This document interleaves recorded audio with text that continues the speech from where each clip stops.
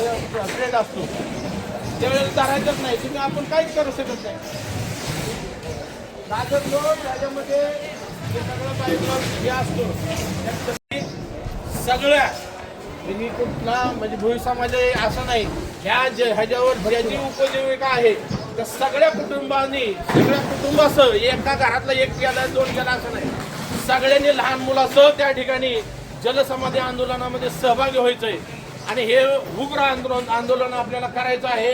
आणि हे सगळा जो खाजगी ठेका आहे ह्याचा आपल्याला विरोध करायचा आहे आणि तो मोडीत काढायचा आहे. ठिकाण कुठं ठिकाण तुम्हाला सांगितलं जाईल, 2 दिवसात कळवतोय. आपण ठिकाणासाठी जागा बघतोय.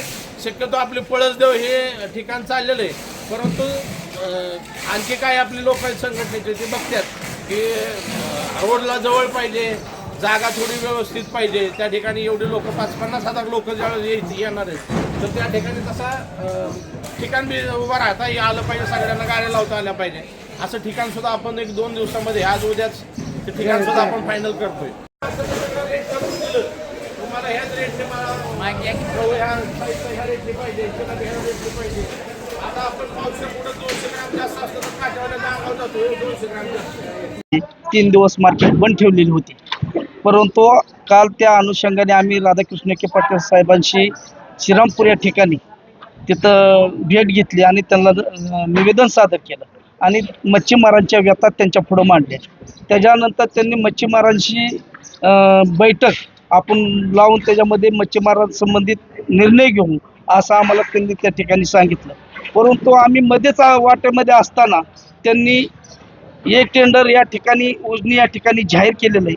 त्याच्या विरोधात प्रचंड आक्रोश या ठिकाणी निर्माण झालेला आहे.